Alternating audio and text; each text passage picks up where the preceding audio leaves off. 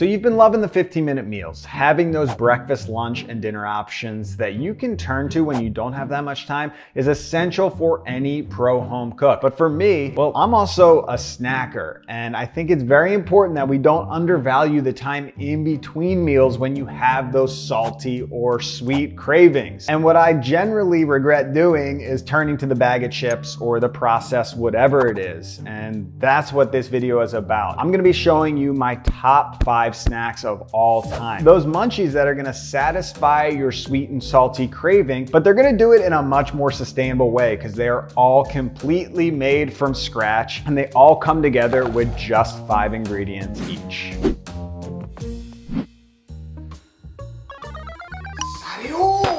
All right, first up are these cheese crackers. Now these have become my absolute favorite in the oven preheated. First step, preheat your oven to 350 degrees. Thank you, beeper. These have become my absolute favorite in the last 3-4 months. I've been making them every other week, I would say. You would think making crackers from scratch would be a little difficult, but it's really not. It's actually really simple with this method. Now it all starts with cheese. Really any cheese you want that's gonna have a nice melting consistency. Cheddar, classic, obviously. If you want them to be yellow, use a yellow cheese. This, I don't even know what this is. My mom brought this up and left it here, but I like it. It smells good. It's going in these crackers. Cut this into chunks so it processes easier. So like all of these snack recipes today, I just eyeball the amounts, but if you want exact ratios, just click the blog link below. Now we process. You just want it crumbly like that. Now for your flours, you really can use anything. I'm gonna make these gluten-free with some almond flour and a little bit of cassava flour, but feel free to use actual wheat flour. Go in with about a 1/2 cup of almond flour, about a 1/4 cup of cassava flour. Finally, a whole bunch of cracked pepper, Ethan style. The cracked pepper king. A little bit of spice. Paprika, you can use herbs in this, rosemary, thyme, that's gonna be great. Totally customizable. And then finally some salt. I'll get some water. We'll start blending. And then slowly stream in your water. Check it. Actually smells great. There you go. That's a nice dough right there. Now watch how easy it is to roll these out. Parchment paper. Plop, just form that into a ball. Another piece of parchment paper or plastic wrap. Don't think I have a rolling pin. All right, I don't have a rolling pin, so this will do. We just, oh, it's not the best. So just start rolling it, and when you get about here, see how rough those edges are? Fold, and fold, and fold, and fold. Little square. Now back on, we'll roll into an even rectangle. I don't know what the exact measurement is, maybe between 1/8 and 1/4 of an inch. No one wants a thick ass cracker. You want a nice thin, crispy crack. Take a peek. I'm happy with that. Slide this onto a cutting board and some crackers. Chopstick, boom, boom. So what I'll do is I'll take this whole sheet, slide that onto a baking sheet. Like I said, oven preheated. Throw that in there. I'll bake for 15 minutes. Now, once these have cooked a bit, they'll be able to break apart, and then I'll cook them again to get those edges crispy. All right, 15 minutes up. Wow, they've got some bubbles. They've puffed up just a little bit. Looking good. So I'll pop these here. Turn the oven up just a bit to 375 Fahrenheit. And I'm just gonna retrace the lines, pushing a little harder this time. This way. Back on. Oh, now you can see those break right apart. So the goal here is just to give each cracker a little bit of room between the edges so they get that crispy side. And back in the oven, I would say those only need like 5 minutes. All right, so these actually took 10 minutes to cook in here. Let's see on the undercarriage. Now that's crispy. Wow. Bubbly just like a Cheez-It. Now the nice thing about hand rolling is that some will be a little bit on the chewier side, the thicker ones, and then some like this. It's super crispy. But it's amazing that you get some flakiness in there. Initial taste test. Okay, that one was the perfect texture, blend between chewy and crunchy. It's amazing that you can make a cheese cracker like this with just a few ingredients. These are salty, they're satisfying, and they're great to have around in the pantry.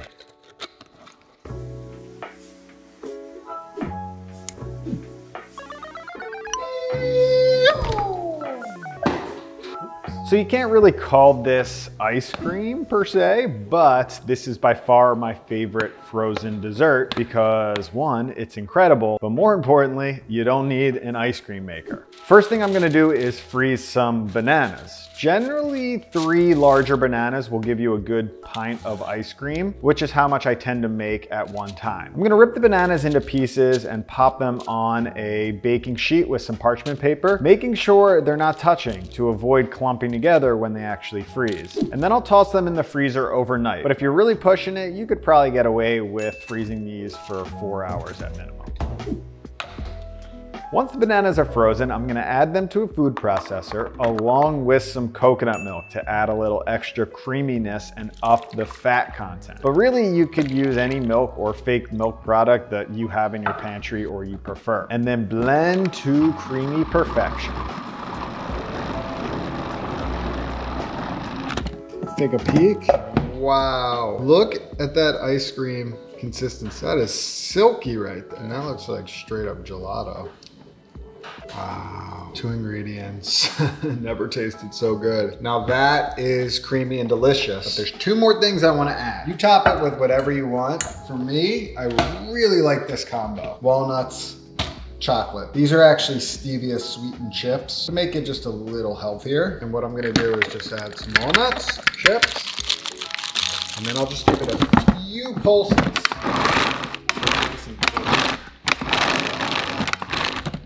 Okay, now it was good before. That right there. Bananas, coconut, walnut, chocolate. 4 ingredients actually. So honestly, when you have a fake ice cream like this, it's a long shot to compare that to a cream and sugar base, like a real ice cream base, which is why adding some textural elements, adding some more flavor with the nuts and the chocolate, to me, it kind of needs that to really hold up, and this is holding up great. I'm not missing a dairy-based ice cream at all.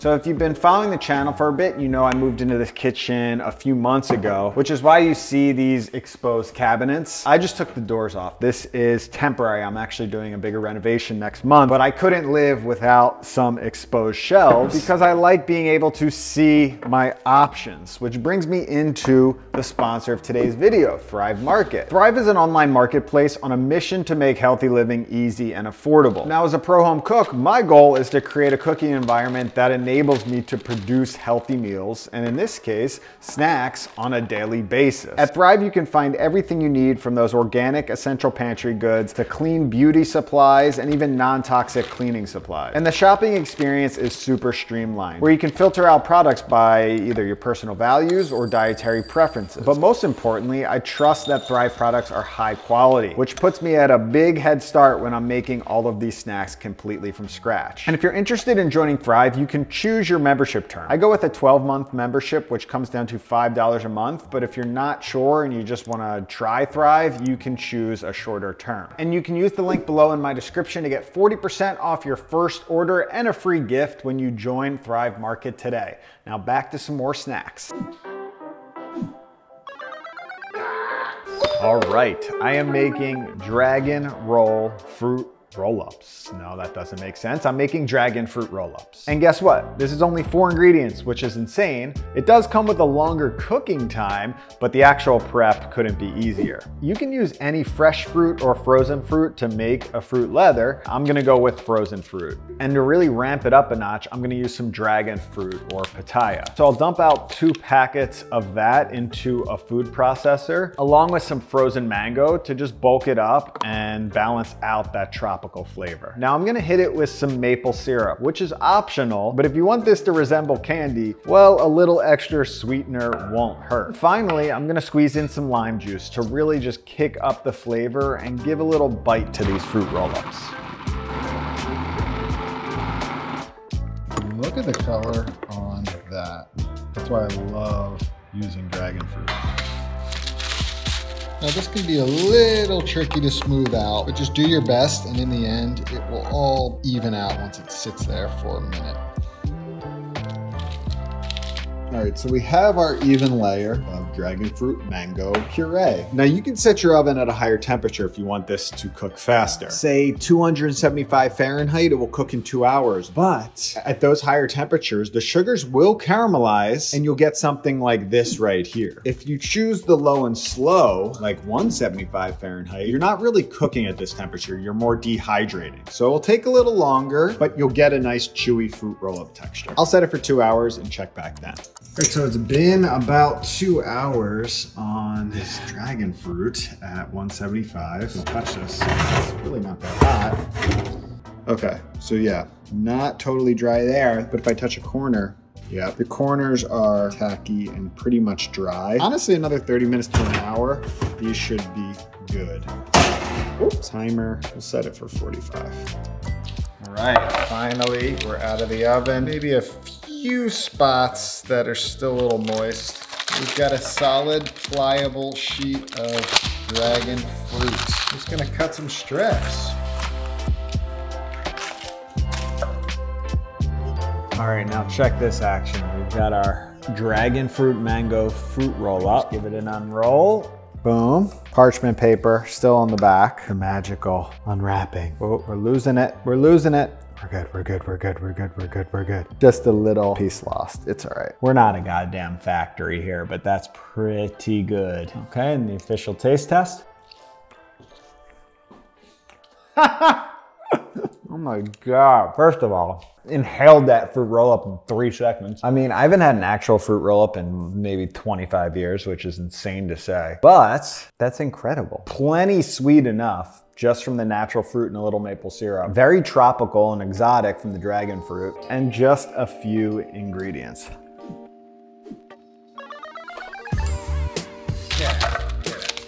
So these are my go-to because they're very customizable with whatever you have in your pantry, and my daughter loves them, which is a huge bonus. Now I'm just gonna go rough measurements here, which I always do when I make anything in the kitchen, really, including these energy balls. But if you want specifics, just click the blog post below. So the dates really are your glue and your sweetener. That's one ingredient you can't skip. And I generally start off with about 6 or 7 metajoule dates. They're nice and sticky, and nature's caramel. You know what? I wanna go one more. Boop. Just make sure you take out your seeds or your food processor's really gonna feel it. Next layer, we've got our nuts. I'm going with almonds and cashews. About a handful of cashews, roasted, and a handful of almonds. These are actually unroasted raw almonds. Love me some coconut in there. Same thing, just handful and a half of those. And then finally, some chia seeds. Half handful of those. Now we'll process. It's gonna be rough at first. Give it some time.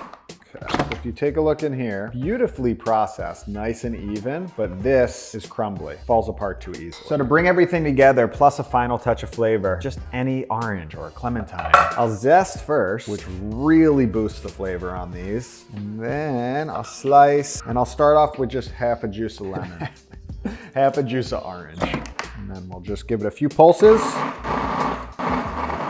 Now you can see how it's clumping together all on its own. That's what you want. Now some quick manual labor. That's all it takes. Make them whatever size you want, but that is perfect. And I'll actually refrigerate these. You can eat these right now. They're delicious, but they're pretty soft, bit mushy, but when you refrigerate them, they become the perfect texture.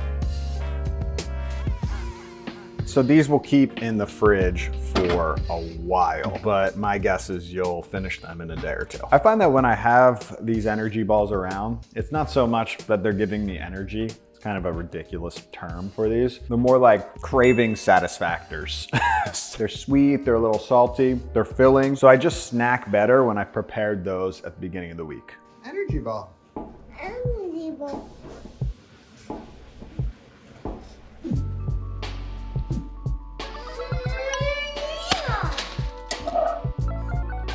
And finally, well, every pro home cook should definitely be making popcorn from scratch. But more importantly, you need that one spice mix that makes popcorn extra consumable. And this cheesy spice, at this point, I don't make popcorn without it, just because it's so damn addictive and really simple. So I'm using a spice grinder here, but if you use all powdered spices, you can just mix them together. Okay, so the star of the show, nutritional yeast. That's gonna give it its cheesy flavor and just a lot of sort of natural umami in here. Now this is gonna make up about 75% of the spice mix, and really the additional stuff is just extra flavor. Sesame seeds might seem a little crazy. When blended up, I love the sesame flavor in there. I stumbled across that one day, just kind of randomly, and it worked great. Now here is a curry powder, a little bit of that. You can use any ground spice though if you want some garlic flavor or onion powder. And then finally, it needs a good bit of salt. It is a spice mix after all.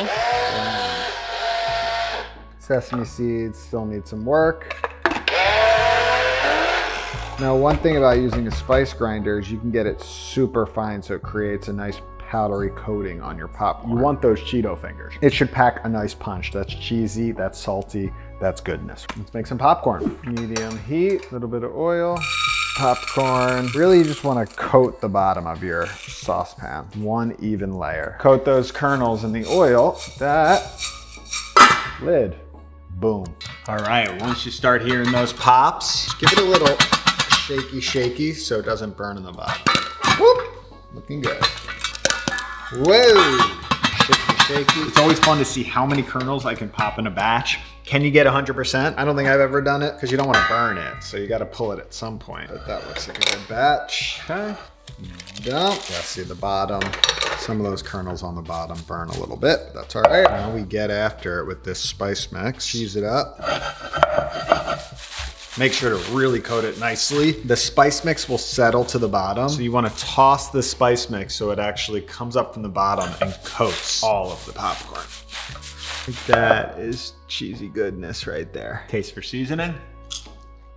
Now, if you're trying to control your salt intake, go light on the seasoning or add less salt to your seasoning. But for me, this popcorn right here, you tell me a spice mix that beats this. Please, I know there's a lot on the market. And I've thought about bottling this up, selling it. It's just not my industry. I'd prefer to just give away the knowledge to you guys. So I've been desperately trying to save all of these for the thumbnail, but you can see I'm slowly losing snacks on each one because they're just so good. And hopefully you were inspired to make at least one of these. It's not about cranking all of these out at once. Generally, I make 1 or 2 a week if I have the time, but it's always nice to have some in the fridge or in the pantry. If you want more quick meals, just click right here.